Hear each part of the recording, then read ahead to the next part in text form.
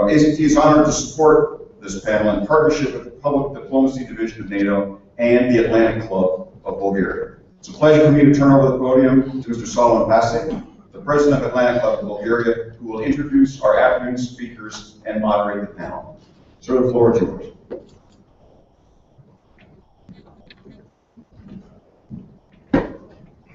Thank you, General.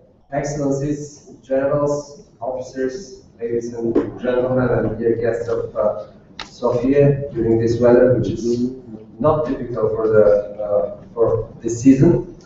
But anyway, the hospitality of my people will be even warmer, I believe.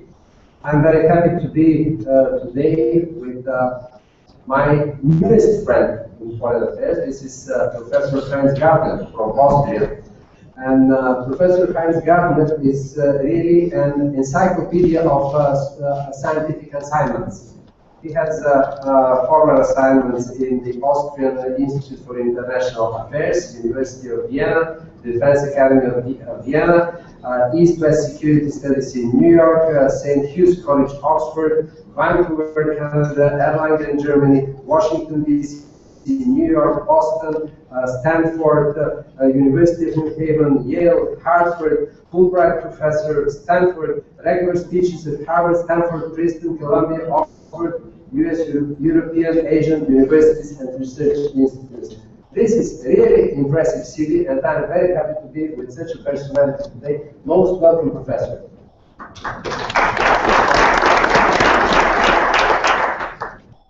The other of the two panelists is Judy Dempsey. Judy Dempsey is a well-known journalist. She was serving on the National Herald Tribune. Before that, she was in Financial Times, diplomatic correspondent based in Brussels for Financial Times, Jerusalem bureau chief, Berlin correspondent, East European correspondent based in Vienna and London. She's also my friend on Twitter. She's tweeting at Judy_Dempsey. And you're free to tweet from this event here. My personal Twitter is @PaseSolomon, and I'm very active there. And I'm Solomon Pase, representing the Atlantic Club of Bulgaria, a little non-governmental organization which back in 1990 initiated the Bulgaria's withdrawal from the Warsaw Pact and proposed a bill to Bulgarian National Assembly, Bulgaria to join NATO. We started in 1990 and successfully completed this effort only 14 years later in 2004. Today we're celebrating the 10th anniversary of Bulgaria's membership in NATO. And we're very thankful to PDD in Brussels, NATO's PDD, for suggesting such a wonderful composition for this event, which is devoted to strategic military partners and our partnerships in future. We have on our panel two typical partners. Our partner, Professor Gärtner, is coming from Austria.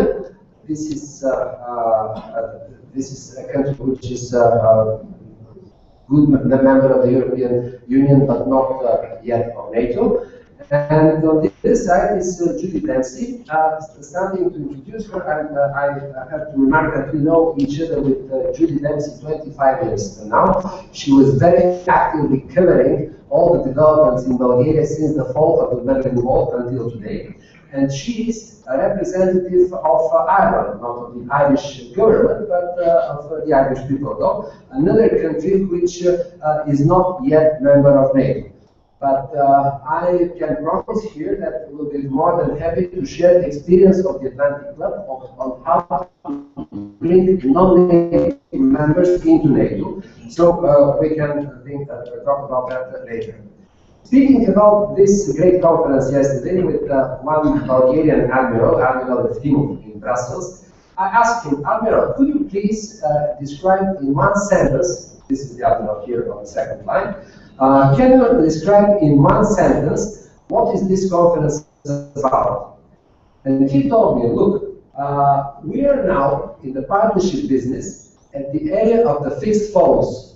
And we have to invent the smartphone at this conference. So I very much believe that here among you, there is one or more Steve Jobs, which will offer to NATO, especially after the summit, such a smart decision for developing the partnerships in future. Now I would like to kick off the discussion with Professor Gertner and Judy Dempsey with one question which to each of them, which I hope will not be very provocative. I would ask the professor what he would do if he was the Secretary General of NATO today after the summit in the UK in September. What would be his suggestions for the future of NATO? And what would he suggest, first of all, to the President of the United States, because he has some say in the developments of NATO? And I would ask Judy, if she was the President of the United States, what would be her reaction, and what are the first three reforms that she would propose to all of us, the European partners, as far as NATO is concerned for the next 10 years? With these two small questions, let me kick off the discussion and kick the ball in the field of Professor Gertner. Thank you, Mr. President. Thank you for the introduction. I'm slightly embarrassed. However, the question is even more difficult. If I were the Secretary General, what would I do? Thanks God I'm not. What I would do is develop and build upon the three-dimensional concept NATO has already built. We have heard about this in the morning. Collective defense, crisis management, and cooperative security. This concept is very dynamic, and it was not designed on paper. It developed historically, and after all these three concepts eventually come from the academic world. Now I'm leaving the chair of the Secretary General and move on to my more familiar chair, which is academic analyst and researcher. But going back to this this concept, this is three legs, three pillars, three dimensions. It developed over the past. And one colleague of mine, much more famous, he comes from the realist school. If you're familiar with the realist school, Kenneth Waltz, and you have heard this thousands of times. He said at the beginning of the 90s, not NATO's days, but NATO's years are numbered. That means NATO is going to demise. So that was his prediction. And of course, NATO survived. His explanation, Kenneth Waltz's explanation later on, was because the hegemon United States wanted to keep NATO alive, and because there's an inertia in international institutions.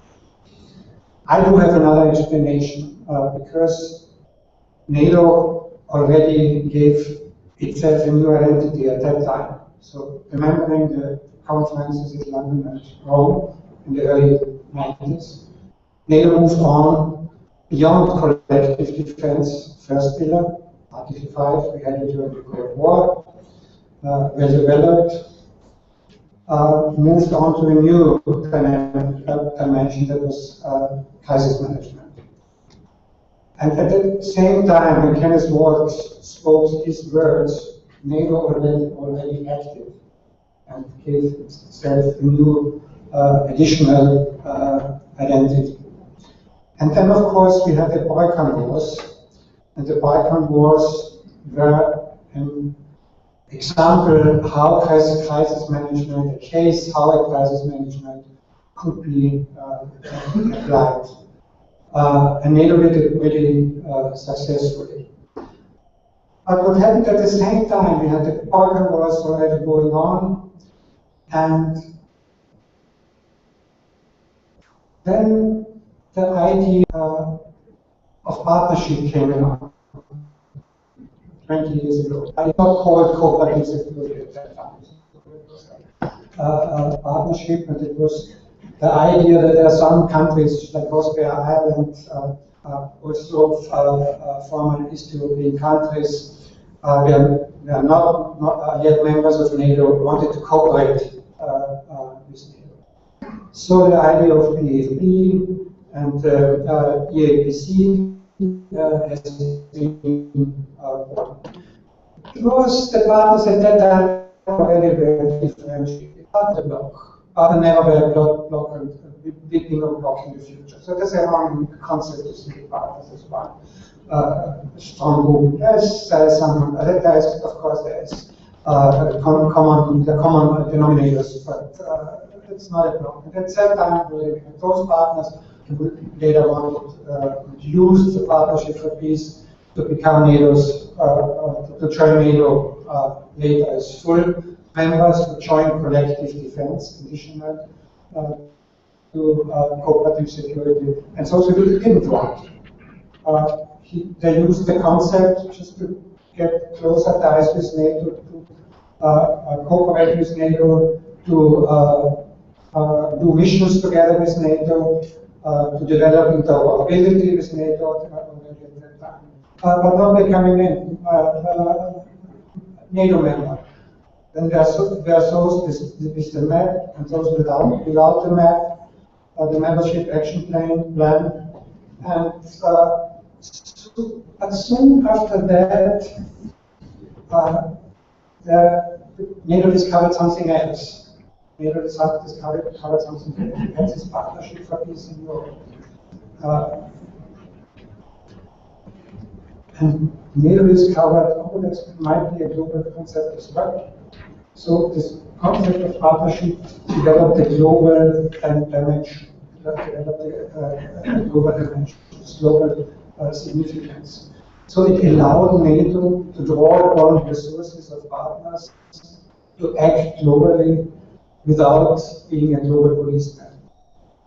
Every Secretary General ever since said NATO has to react where crisis emerges, but we are not a global policeman. So that's standard phrase.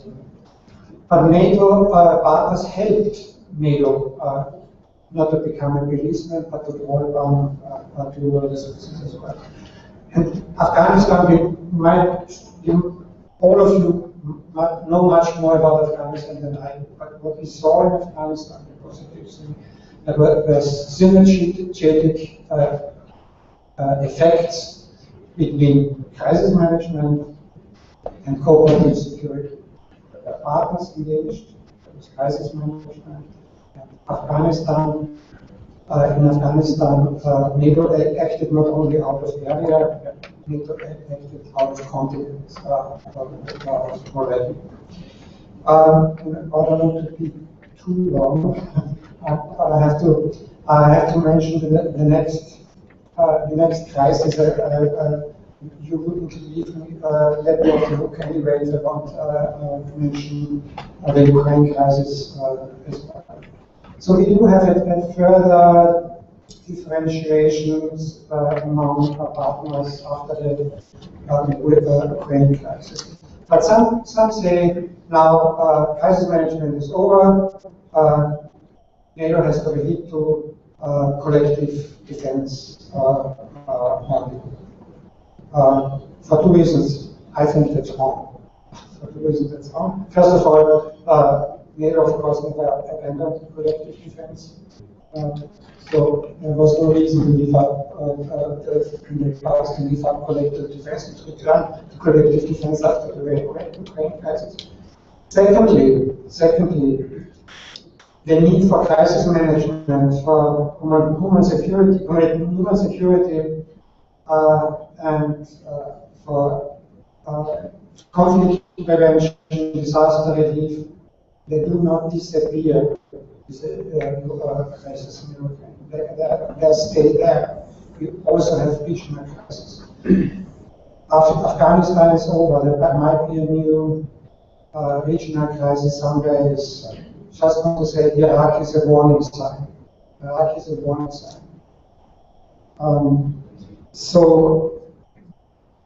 partners have to keep their capacities and even develop niche capabilities in crisis management. Partners are not part of collective defense. That's Article 5, that's partners are not collective.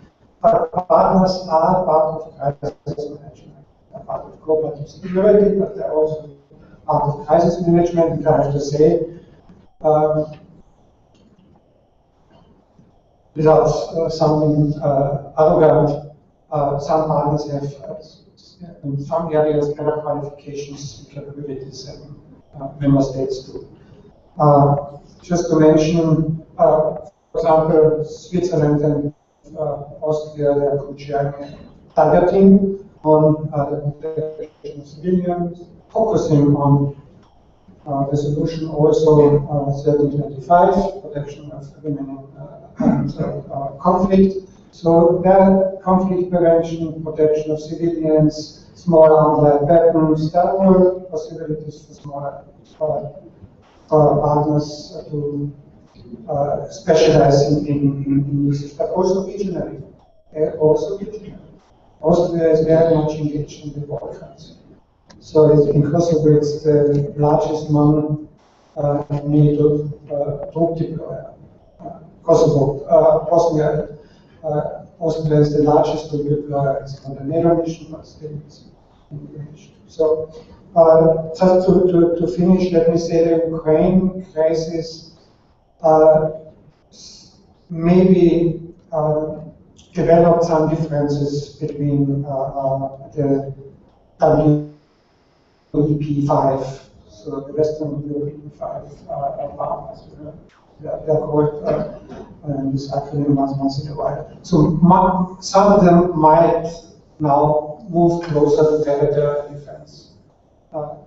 Others would want to keep and to develop capabilities in crisis management. What unites them is cooperative security. Cooperative security is important. It was mentioned in the morning. All this. I thought you were stopping this. Cooperative security, all these elements have been mentioned in the morning: interoperability, collective force initiative, NATO response force, civilian crisis, civil-military relations, counterinsurgency, all these elements where partners also could develop capabilities. So now, it's a provocative.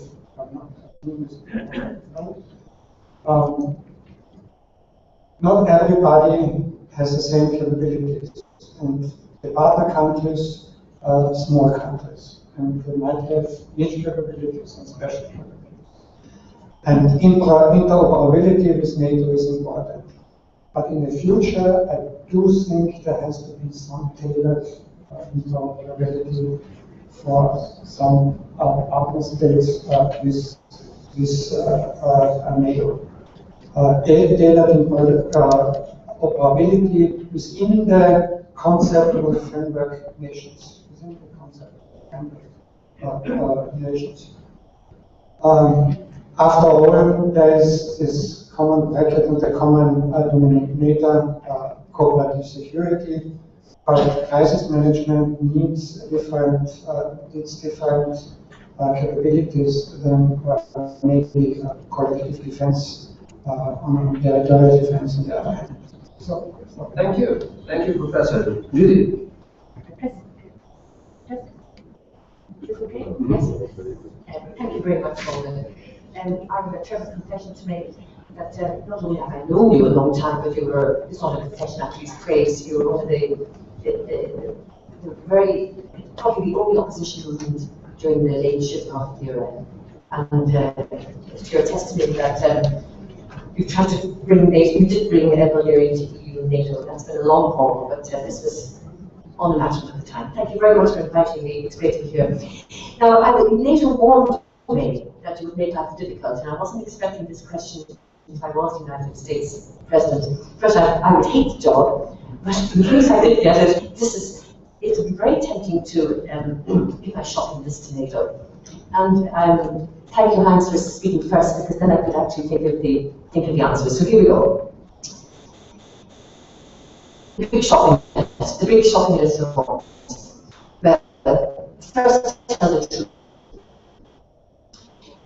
So,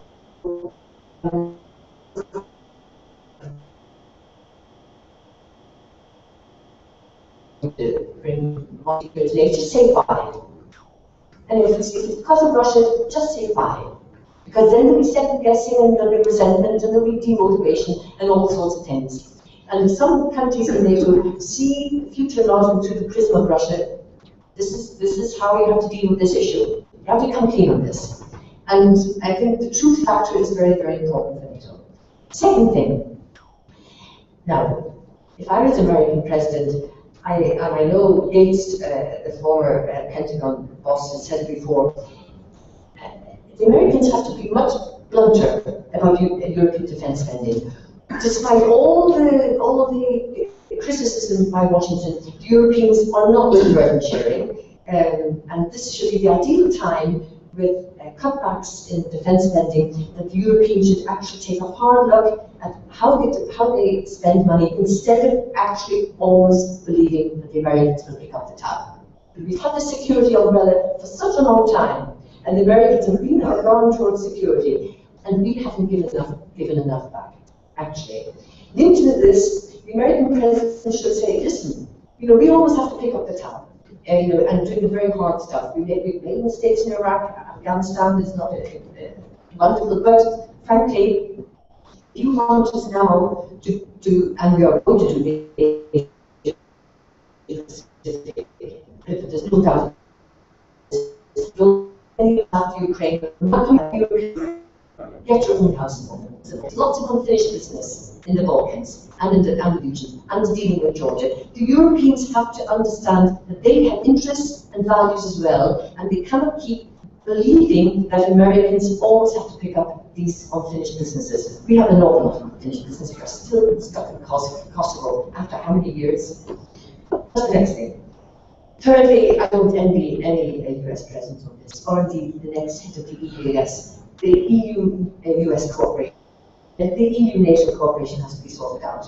If you're going to hold, I don't know if anybody from Cyprus here, I'd like to hear your views, but this cannot be held hostage to Cyprus, or this shenanigans of Turkey, how Turkey and Cyprus play off this whole issue. It's too important, the EU-NATO cooperation, to be left festering and creating an awful lot of distrust. Yes, I know we do a lot of things on the ground, but it's got to go beyond the burden class.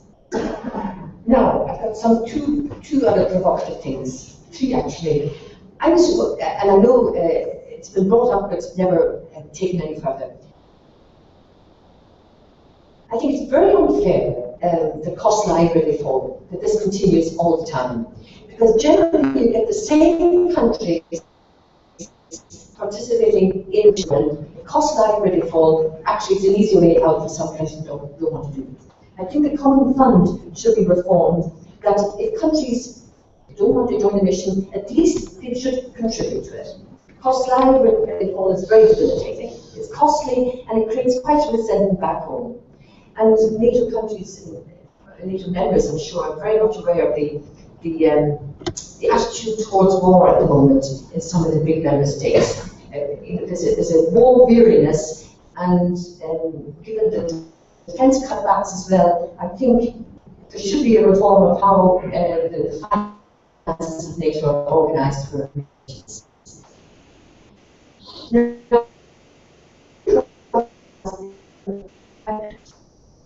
I wonder if there should be qualified majority voting in the NAC.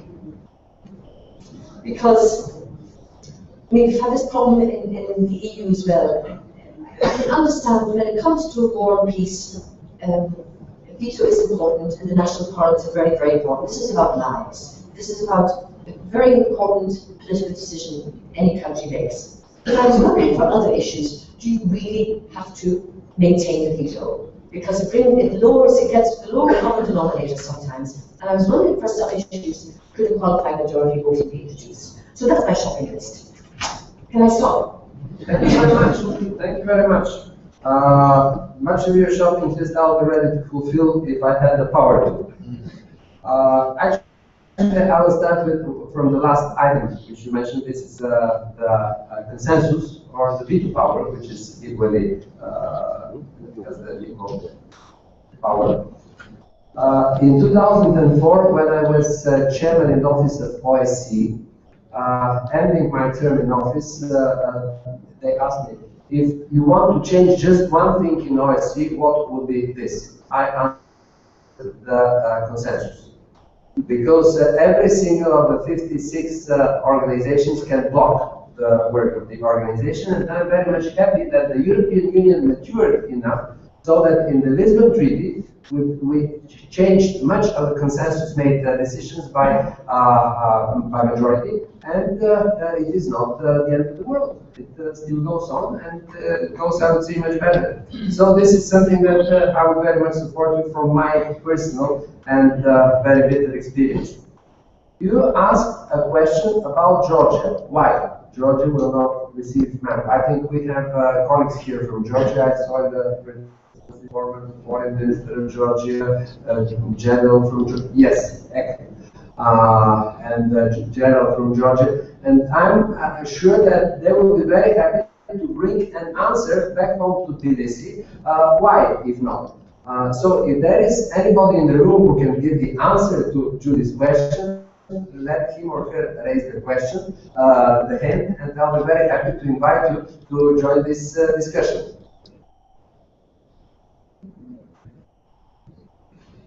No one? No one. Actually, no one can tell us why Georgia does not receive either invitation or membership action plan. And the membership action plan, as all of you know, is not a big deal. This is not a must. This is not a step to joining NATO. This is just a symbol. Why we do not give Georgia just a symbol, which is the membership action plan? Okay, we cannot have the answer here, but obviously from the silence in this room, I understand that there was no military advice given to the political leaderships not to invite Georgia. Because otherwise we would have raised hands. Well, the other thing is, you mentioned the relationship between the European Union and NATO. I will raise two questions with our two panelists. How would you consider the possibility in future for members of the European Union, from now on, I'm not talking about the existing members, but from now on, to invite only countries which have already joined NATO? So to say, first NATO, then the European Union, which will bring a much greater coherence between the two organizations. And in the context of EU and Georgia, let me raise a third question with our panelists. This is about NATO-Russia relations. What would you prefer? NATO or the West as a whole, NATO, EU, the West, to fight for returning Crimea back to Ukraine, or to develop partnership with Russia in Iraq, Syria, Afghanistan, Iran? If Russia is telling us, my price for cooperating with you in Iraq, in Syria, is don't touch Crimea, it is mine. What would be the answer to the West? And what would be your answer in your respective positions as Secretary General of NATO and the American President? This is, if you're going to link cooperation with Russia and the other issues, linking this to Crimea, you're going down a very dangerous path. The status quo has been changed by force. Borders have been changed. And the post-Cold War institutions that were accepted have been changed. They were changed in Georgia in 2008, and we thought this, well, the reaction wasn't huge. It was business as usual after a few months with Russia. Crimea is very, very dangerous, and the instability and the meddling by Russia in eastern Ukraine continues. I think what is quite depressing is that there's a de facto acceptance of the annexation by Russia. of Crimea. Sophie has spoken about now. But in return, you have to ask questions: how far has the West got with Russia's cooperation with Syria? The chemical weapons collection has stalled. We have Russia has a very ambiguous relationship with Iran. We'll see how this changes over the next couple of months, especially with the Iraq crisis. Finally, the Iraq crisis is completely separate from Crimea. This is in nobody's interest if Iraq is broken up, and it's certainly not in Russia's interest either. And it's so desperately dangerous in Iraq now that there's to even link Crimea to what's happening in Iraq now would be very short-sighted indeed. So getting back to the question, what do we do with Russia? At the moment, Russia under Putin at the moment is not interested in cooperating with Russia, with NATO. It's somehow, it sees NATO now as a kind of new personification of the Cold War, which just isn't. It's something much more complex. And when indeed some of the West European countries posed the idea of redeploying a permanent basis in Eastern Europe, Poland and the Baltic states, this was done not out of the cost of it, but because we saw the Ukraine crisis through the prism of Russia. And even though 25 years since the end of the Berlin Wall, somehow there is a political and historical attitude among several of the West European states towards Eastern Europe, that how they see these countries, and the new Eastern Europe, I'm talking about Belarus, Ukraine, Moldova, through the prism of Russia. And if we don't change this prism, in other words, get rid of it and see these countries in their own right, somehow we will politically be influenced or hijacked or always under the agenda of how Russia second-guess our moves. I think this is very, very short-sighted for NATO developing a long-term strategy. Thank you, Professor. Just a word on the consensus. I do think it's advantageous. So we had in the OAC once this exception consensus measures won during the Yugoslavian crisis. And looking at the European Union in security and defense matters, there's still a consensus. So there is no majority voting. It's stated in the Lisbon Treaty. I do not think that there should be a compatibility NATO membership and European Union membership should be compatible. Because different species, and also when it comes to security matters. So of course, the European Union has also a collective defense clause. Article 42.7. But there is an exemption for all of the member states. So it's not necessary that, because there's this so-called Irish clause, which says states can decide according to their constitutional requirements whether they abide by this collective defense article or not. And that is concerns especially the neutral and non-aligned countries in Europe. So if they accept the collective defense, they are not neutral and non-aligned anymore. So if they join NATO collective defense, they are not neutral and non-aligned. If they join this Article European Union, neither. But there is also this other exception. NATO itself said, okay, fine, we have collective defense in our organization. In the European Union. So Austria could not be a member of the European Union if there was a need for compatibility between NATO membership and European membership. What I do think, but that's all of you know this much better than I do for crisis management. there has to be much more cooperation and maybe unified command structures of certain operations between the European Union and NATO. When it comes now to the Ukraine crisis, I have a special view because before already Kissinger made this proposal, the model, the Finnish model should be like the Ukraine. I made a proposal which earlier to say so. I proposed the Ukraine should look at the Austrian model of Ukraine.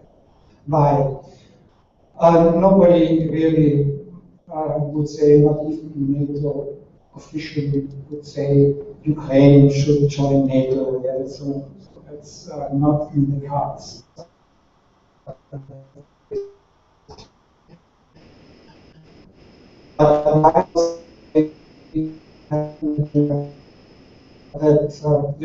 That Ukraine stays like Austria's neutrality is based on international law. At some point, we have to deal with Russia and to come to an agreement with Russia, despite all that what happened in the Crimea. So a neutrality would hurt nobody, would not hurt NATO. And I do think Finland and Austria did not that bad with the neutrality after the end of the war. It would benefit. So, that was 1955. That was a long time ago. I don't think, like, frankly, we haven't lived up to the Budapest Memorandum, and then to suggest that we suggest to Ukraine that you should be neutral. I think the Ukrainians should choose. I agree. I agree. Actually, Austria decided itself as well that it's a neutral state. So we have eventually it has to go to the Ukraine parliament, but there has to be an agreement that they would accept this neutrality if Ukraine chooses to do so. And you cannot remove Russia from the map. So that one might something that might Russia could refuse. And the option for the membership of the European Union for Ukraine should remain open. That's also Finland and Austria members of the European Union. And I don't think that should be on the negotiating table. But I also have to add, part of the Austrian neutrality is very, very strong minority rights enshrined in the state treaty. That has to be done for the Ukraine as well. Very strong minority rights in the Ukraine, and I have to say something that nobody of you might accept, also for the minorities on the Crimea. Diplomatically, we cannot fight for the minorities in the Crimea, but that means we recognize that Russia occupied the Crimea. But then somebody has to support the Ukrainians and the Krimtatars in the Crimea, also diplomatically. So we have to look for a state treaty between Ukraine and Russia, or negotiated in the OSCE or in the United Nations.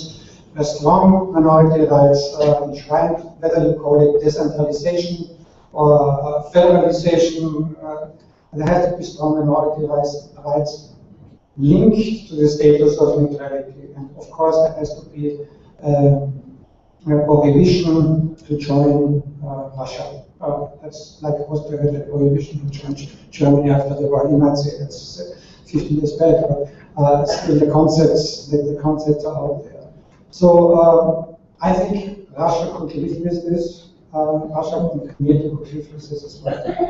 What do you think are the red lines which the Russian president is not ready to cross? Is this the borders of NATO? Is this the borders of the European Union? And what you say today about Ukraine, maybe tomorrow or in 2 years we may have a similar conference, you will be in a position to say about Moldova. If Transnistria is annexed in the same way, what will be your reaction? If Eastern Ukraine is annexed in the same way, what are you going to say? And if after that the Kurilia Island, okay, they're relatively far from here, but I think that that we have people from Japan as well. I think the ambassador of Japan is here. So if the Kurili Islands are next by Russia, what will be our answer? How patient we are? And there are a number of countries which are from the northern district of our hemisphere. I would ask what will happen if and when the Russian president demonstrates and implements his interest in put a windmill, as they say in Russian, a few years ago. When we shall say no. I would look at it a little bit differently. NATO's reaction towards the Ukraine crisis, leaving aside the leadership of NATO, has been pretty feeble. And one of the main reasons, I think, is that NATO, the members of NATO do not share a common threat perception. So how the northern European countries, including the northern eastern European countries, see Russia and Ukraine crisis is entirely different from how the southerners see it. The threats from Spain, Portugal, Italy are clear, for Greece too, with the relation to Turkey and the Cyprus issue. The threats to the north are entirely different. Great Britain and France see threats to as well. This makes any kind of strategic consensus planning extremely difficult to react to the Ukraine crisis. And secondly, I wonder what will happen. Will the Ukraine crisis actually spur groups of countries to create kind of clusters of security defense, perhaps working with NATO or separated from it? You see this discussion already taking place in the case of the Arctic. How the Finns and the Norwegians and the Danes, the Poles are interested in this as well, and the Iceland naturally. They're very concerned about this, but it hasn't been integrated into NATO for many reasons. So we may get clusters of countries independently operating from NATO or coalitions that deal with the eventual crisis Arctic, which we really cannot ignore. But I do see the cohesion of NATO maybe I'd like to hear the audience on this, but it's quite fragile. Of course, the language is very strong from Rasmussen and Rikov over Ukraine. But inside NATO, the reactions, take the example of when Obama was up in Poland, the whole idea of putting permanent base up there, that was put on the shelf. So there's quite a lot of differences inside NATO over how to deal with Ukraine, and ultimately those differences are about how to deal with Russia.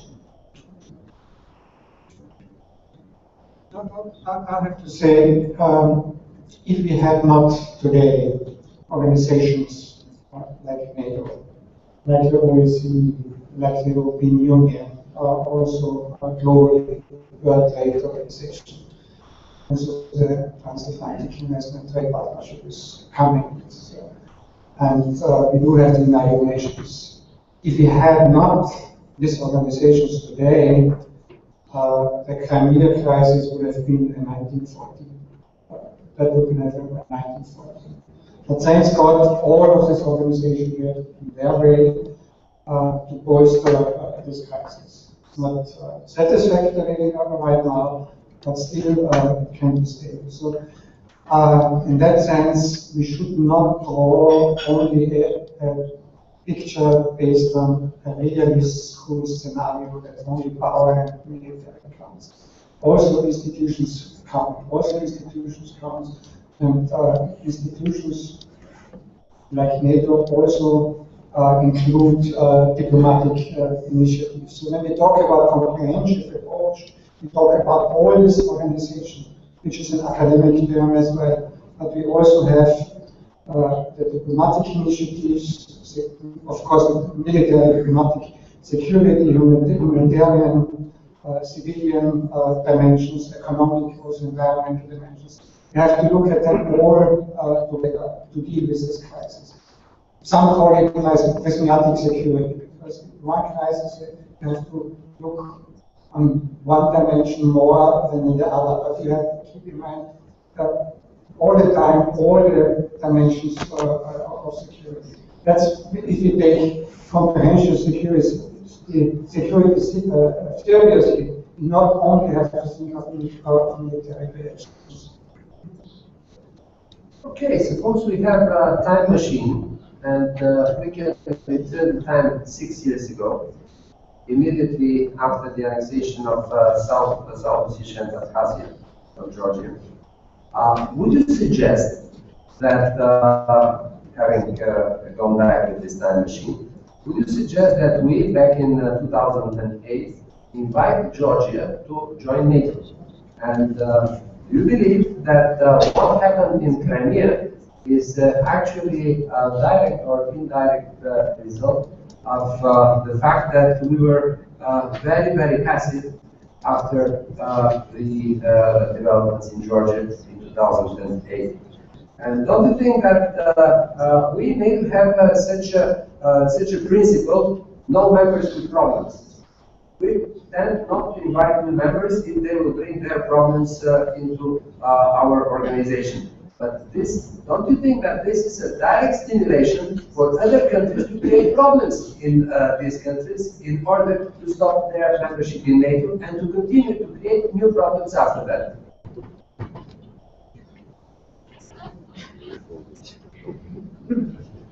The time machine is working. Well, I don't like time machines, but this is very, I mean, this is purely speculation. This is, well, first of all, the membership wasn't on the agenda at the Bucharest summit, it was mapped. So what you're asking, Solomon, is had the Germans and the French actually agreed to give Georgia a map then, would it have stopped Russia from going into South Ossetia and Abkhazia? Well, there were Georgians here, and I raised it with them earlier on. I mean, it doesn't rewrite history, but Saakashvili was quite emotional in how he dealt with the issue as well. Perhaps that's a different matter of how he played his cards and he lost badly. It might, I wonder, it might have, I really don't know. And nobody knows. I know that Germany would not have, and France, I'm sure, and other countries would not have, would not have gone for an Article 5. I mean, it would mean taking on Russia. This is just so difficult to answer. I have to be very honest. I really don't know. Crimea is just so complicated. There are many that link the Western passivity to what happened in Georgia to Putin's gambling Crimea. I think the whole the Maidan changed the whole dynamics for Russia, and the debacle of the Vilnius summit and the whole perception of the EU meant for Russia, and underpinned by the Maidan, that really, I think that really shocked the Kremlin. That was the first thing. Secondly, the fact that the Kremlin's man, so-called man, Yanukovych, couldn't control the Maidan and put it down. This is seen as a second defeat, actually, for Russia. They lost already back in 2004. So Crimea was, I think it's separate from the Georgian crisis. This was a kind of politics of not revenge, but I get my own back in some way. But above all, it was to make Ukraine unstable and unattractive. That was your point. And there is certainly many countries in Europe that do feel that Ukraine is very unattractive, and Ukraine has helped itself to be so unattractive with the whole culture of corruption and how the oligarchs have run the country. That's a consideration as well. But I think the motivation by Putin at the moment is to make Ukraine as unattractive as possible. And we shall see what happens in the coming weeks when the EU is poised to sign this big trade and economic agreement with Ukraine. What other aspects, what other kind of instabilities Russia will try to find. Okay, you didn't like my machine going backwards. So let me ask both of you, if we put the time machine going forward, not six years, but only 2 months, in the last 25 years, starting from 89, the fall of the Berlin Wall, we had the unification of Germany. Then we had 5 years later in '94 Partnership for Peace, which is more or less a central topic of our meeting today. Then in '99, 5 years later, we had the first enlargement with 3 countries. Then 5 years later, in 2004, we had the Big Bang with 7 countries. Then 5 years later, in 2009, we had 2 more countries. And now, 5 years later, which is today, we have a big question mark, which will be solved in 2 months from now in UK during the summit of NATO. Do you envisage and do you suggest new invitations for membership in NATO? Of course, Georgia is very much on the waiting list. We have unresolved bilateral problem between 2 of our neighbors, which is more or less outside of the competence of NATO, at least formally. But we have also Bosnia and Herzegovina, and we have one strategically very, very interesting country. This is Montenegro, which is the only Adriatic country which is not of NATO. And as far as we, the civilians, have some small investigative intelligence, we know that our Russian neighbors across the Black Sea are interested to build a naval base in the Adriatic coast of Montenegro. So membership or not very much has a strategic impact on the entire Adriatic. The more so that we have many Russian-speaking people owning property in Montenegro. We have such all over Balkans, including in Bulgaria. And our big question becomes: is it a strong enough argument for them to be protected if the authorities in Moscow decide that they have to act so? Enlargement or not? What is your suggestion, dear partners? Let me just say one word to the Georgian question before, because I'm taking you over a little bit. I was at the US at the time. It was during the election campaign in 2008. And McCain accused Obama of being too big on Georgia because he came back from that vacation from Hawaii, saying the OSCE should negotiate the conflict. So McCain was very much for a strong military reaction. But the president was telling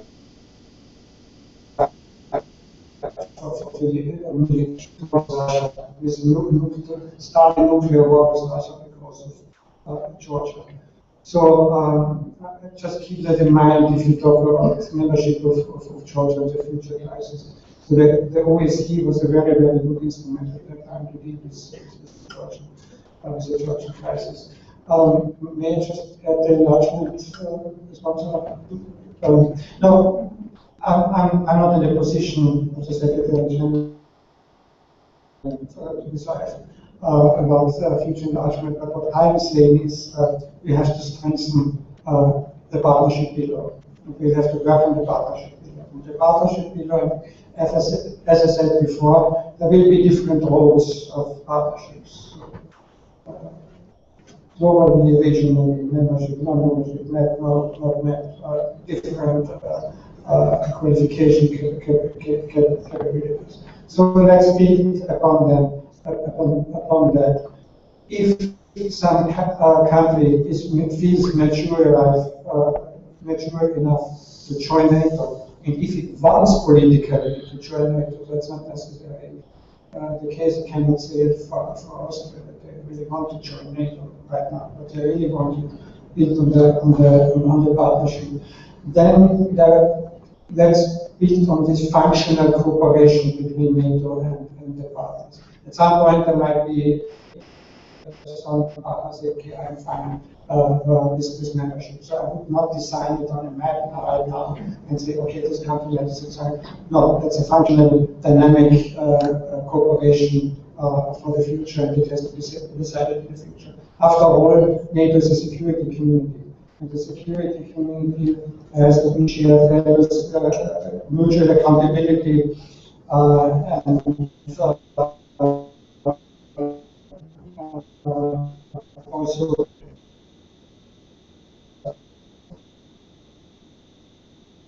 so this has to be at first, in the security community, cooperative security this NATO. Very briefly, if Montenegro has met the criteria and if it really wants to join NATO and if it contributes to the collective security of NATO, then the invitation should be there for taking contact. Thank you. So this time machine is working as part of the faster than the one going backwards. I very much want to underline that I do not plead war with Russia. This is not something that I'm calling for.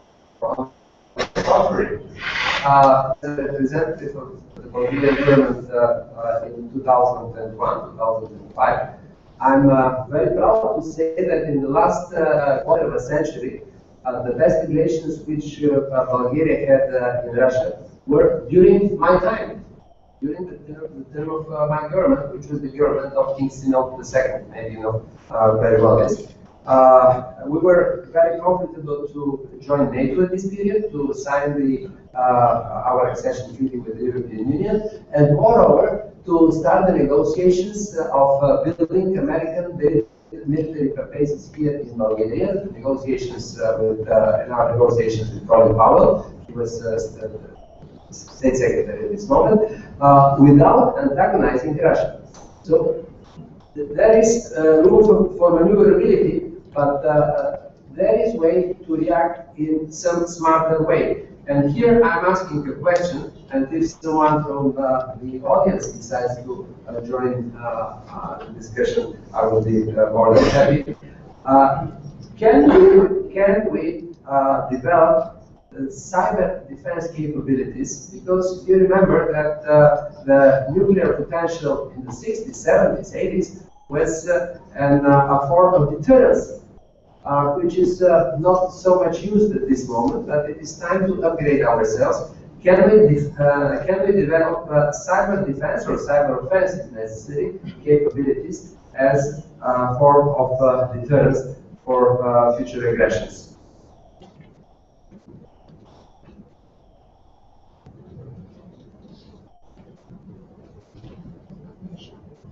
Do we have someone from the Institute of Mathematics?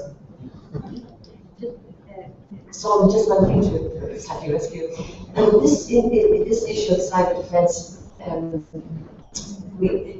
NATO is not fully united on this, because NATO has to come to grips with if it's a civilian task or a military task.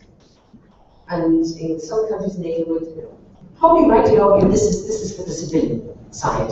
The judicial police authority is not military, whereas there will be some, certainly in NATO, that believe that it should be a task for NATO.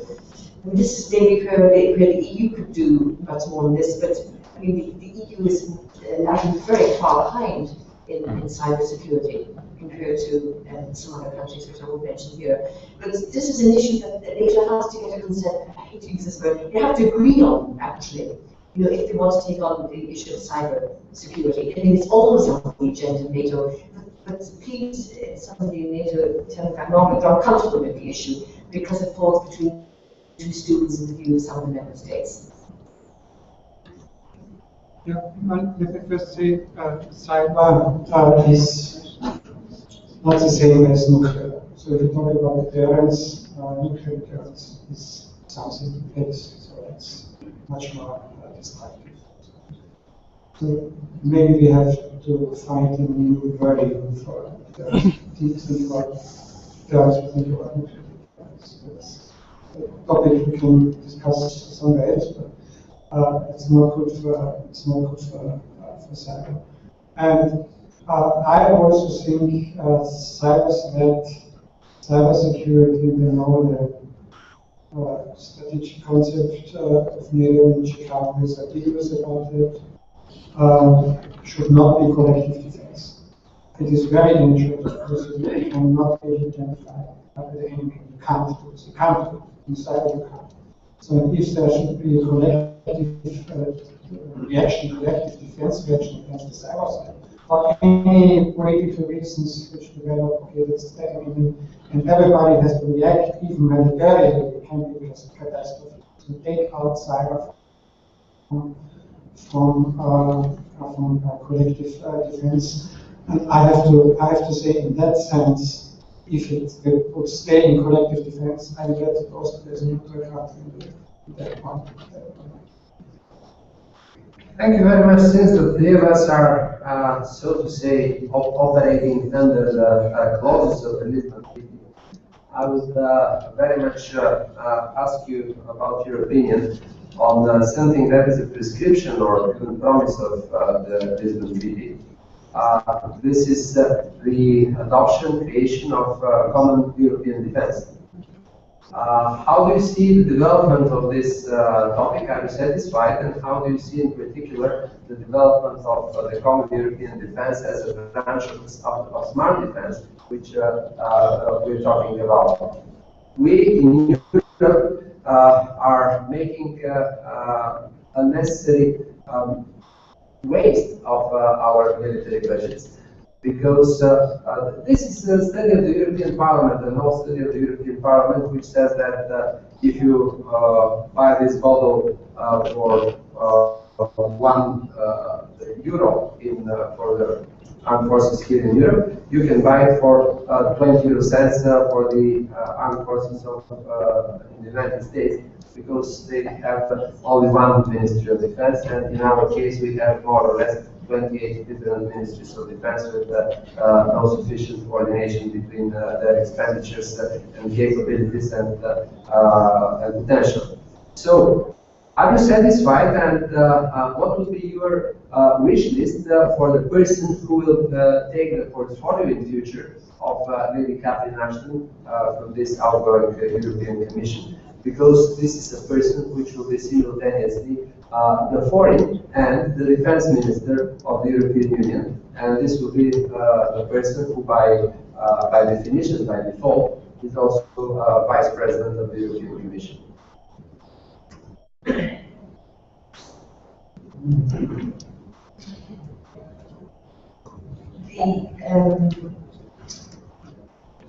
European security and defence policy is in very bad shape. And it's just not because of the defence spending issue, and it's just not the constant duplication, different helicopter systems, lack of weakness of coordination of research and development, delays in the joint projects that we do. I think there are two fundamental breaks on creating a coherent long-term European security and defence policy. One is the whole issue of sovereignty, national sovereignty. Some countries hide behind it, other countries really believe that defence is the sovereign prerogative of the member state. And secondly, this whole issue of sovereignty will never be resolved until actually the whole issue of defence has a much stronger role to play, probably in the Commission rather than in the Council, because the Council is the member states. And at the moment there's huge reluctance for this, even from among the Poles actually, but the ESDP, as we know, won't develop in any meaningful way until there is a long-term strategic commitment to create a European defence structure that must be embedded in some way in the Commission. I actually believe in this. How the European defence and security culture is at the moment is beyond me, that it hasn't come this far. But it's hit a brick wall at the moment, and it's not going to develop any further. One other issue, which I think mustn't be really forgotten, the European defence is weak enough. It will get even weaker if David Cameron loses the referendum, if he's if he's re-elected, he goes ahead with the referendum and loses it. Because for the EU to lose Britain as a major component of European defence would be a disaster for Europe, actually. And the Americans are very much worried about this as well, and I'm sure the British are too. Because without the British experience and the way of perceiving strategy, the European, the ESDP would be completely weakened. One point of disagreement and one point of agreement. I do not think that European security defense policy is in a bad shape after all. We have missions going on, we have Bosnia, we have Mali, we have the Central African Republic, we have missions in Congo and in Chad, and more or less the European Union got its act together. What I have to say and to agree with you is it's very much based, not many brothers want to like to hear it, it's based on the willingness of the big countries, of the big states in the European Union. So we have the European Union, but we also have strong big member states, which the SDP is big about. All the missions we had in the past had to be an initiative by a big country. And if we look at the Lisbon Treaty, the Lisbon Treaty consists of pieces which has been brought in by one of the big countries. So if you look at the permanent structured cooperation, if you look at the whole Article 42(7), even if you look at the solidarity clause, which is not part of the CSDP, it's Article 222, so it's, but still, that everything of these provisions have been suggested by either France, UK, or Germany. So I think the ESDP without UK would not be there anymore. So the same is true without France and without Germany. So all of them have to stay there. And you also must mention that the initiatives of the San Marino, which Blair and President Chirac did, and then later the Lancaster Agreement, again, another kind of Franco thing. And the first one didn't get off the ground, because the Europeans didn't give full support despite the Balkan Wars, how managed so badly. And now the defence spending cuts in Britain and France, this is even another setback for the European Union, not to speak of the fact that the battle group 6 is only in name. Well, thank you. Now, we don't have much time left, but in what remains of our time, I would like very much to try to refocus your attention from the neighborhood and Russia and enlargements, immediate enlargements of NATO with neighboring countries, with three more global destination for partnerships. One is our potential partnership, which was promised in 6 or 7 years ago in one of the big meetings of NATO. This was partnerships with Australia, New Zealand, Japan, and Korea, which were very much on the agenda at that moment, but I myself do not feel too much impetus invested in this. I had a few visits to Korea, both north and south, and my impression is that both NATO and the European Union could be very useful in one way or another in supporting the unification of the Korean Peninsula. This is a topic which the European Union very much shies away, and I would like to ask you if the European Union, a simple question, if the European Union wants to become a global power, how you can shy away from a global question like the Korean question. And in this same context, I wanted to ask your opinions on how do you see the potential for cooperation, a kind of cooperation between NATO and China. At this moment, the bloc between China and Russia is very much stopping the efforts of the West within the Security Council of the United Nations. And this very, very solid bloc is something that we have to do our best in order to lose it. And relations, a kind of relations between the West and China, institutionalized in, say, something of the sort of NATO-China Council.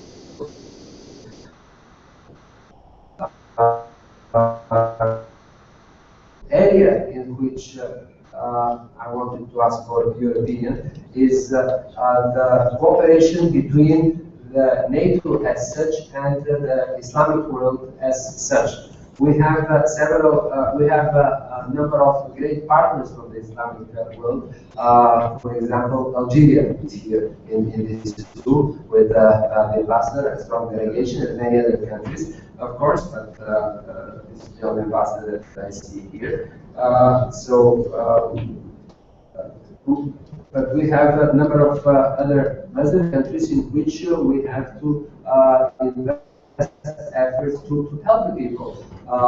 We started something in Iraq. I was part of the government and part of the United Nations Security Council, which made the decisions on intervention in Iraq. I personally do not regret at all for this. On the contrary, I was part of the Bulgaria's effort to join the Allied forces for Desert Storm and Desert Shield, Desert Shield and Desert Storm operations in 1990 and 1991. So my personal dream was Saddam Hussein to be removed in 1991. And that's why 12 years later, I wholeheartedly support Bulgaria's participation in the ousting of Iraq. But now I'm very, very, as all of you, I can imagine, very happy with what happens there. We left some job unfinished. So, a kind of, with the West, as it wants to implement a kind of academic democracy in the countries with which operate. We cannot have democracy of a Canadian type implemented in Afghanistan. This does not work. You have to make a smart decision which is applicable to any concrete country. And so we need a major vehicle for cooperation with the Islamic world. And so from this angle, how do you see the possibility that NATO institutionalized relations with the Organization for Islamic Cooperation, which includes a number of great partners, which could be much more helpful than we, which are around Brussels, in solving grave problems in Iraq, Syria, or elsewhere in this world. So these three areas, OIC, China, and Australia, New Zealand, Japan, and India, are very much occupying my mind, and I'm very interested in what our panelists will say. Okay, after the other, Korea, unification Korea, what can you do, what can the European Union do? I think it sounds a little bit far-fetched, but I'm old enough to remember the old CSE times. The CSE, at that time, during the Cold War, had three dimensions: military dimension, and the value dimension, and the economic, also the human rights dimension, the economic dimension. Applied these three, at the same time there was a recognition of the spheres of influence during the Cold War. But there was a possibility open in the CSE that a peaceful change of borders is possible. So what happened, of course, in Germany. Apply these three principles to the colonial peninsula. We have to solve somehow the nuclear issue, the military, engage North Korean economic exchange, and press on the humanitarian issues. So family unification of the thing that is happening is not enough.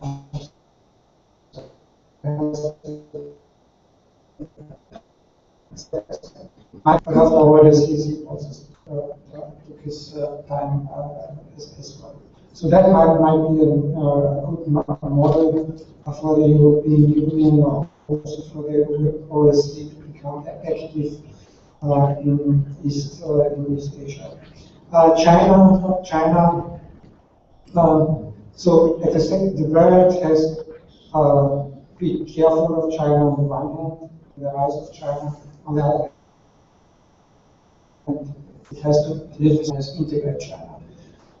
So if you let me take the example of these new free trade areas coming up, the TTIP, the Transatlantic Investment and Trade Partnership and the Trans-Pacific Partnership. So this will have a tremendous impact on values, standards, principles. So that has a potential. They have the potential on the one hand to isolate China, so to leave China out, or to suck in China, to integrate China. Because China would benefit of all these values and standards as well. And at a certain point, the same might be true for Russia as well. Might decide we benefit more than we want to stay out. But of course, hawks in the United States would say these are the instruments to isolate China. I would not agree with that. This is the instrument to integrate China. Of course, at the same time, we have to be aware of the military rights of China. But integration goes for isolation, let's say, with China. The third point, Islamic world, I think the most important thing now is, and Lady Ashton was very active on that, is the Iran nuclear deal. So the Iran nuclear deal can be an icebreaker for the whole Islamic world. So the nuclear deal is a small thing, but it can lead to a rapprochement between Iran and the US. Another element now you see developing because of the ISIS in Iraq. You cannot solve the crisis in Afghanistan without Iran.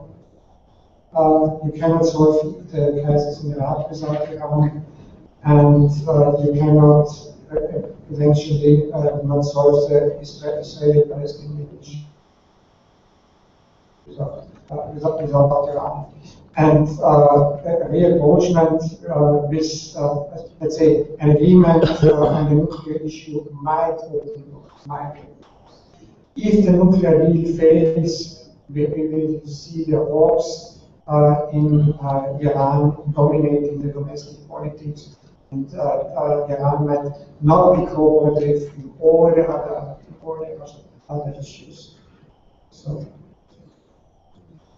Well, thank you very much. I myself learned a lot, and I hope that your today's discussion was very elucidating for everybody here in this room. I would like to thank very much the Allied Command of Transformation, PDD of NATO, the Ministry of Defense, and the Bulgarian Chief of Defense, and my collaborators from the Atlantic Club, Maria, first of all, and from the team. Maria, thank you very much. And she continues to work. And let me invite all of you to visit the website of the Atlantic Club of Bulgaria, www.atlantic-club.org. Welcome, and we shall be happy to have the opportunities to meet in the future, either here in Bulgaria or in parts of the planet. Professor Judy, thank you very much, and we hope to have you again in Bulgaria. Thank you.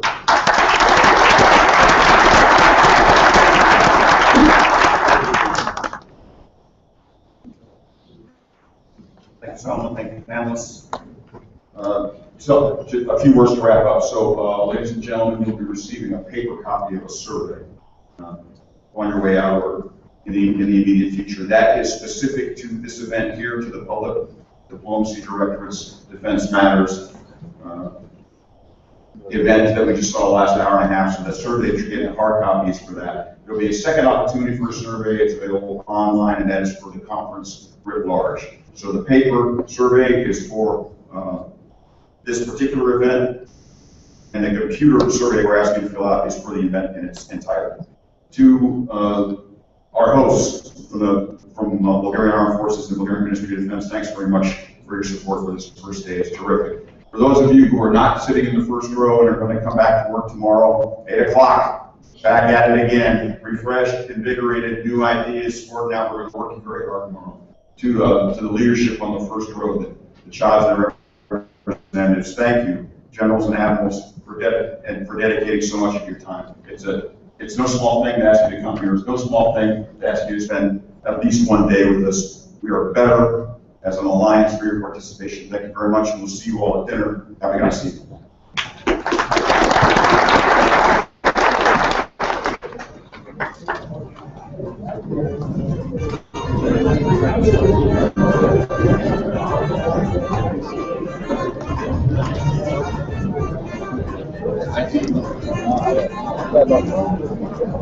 This one was good, Very good.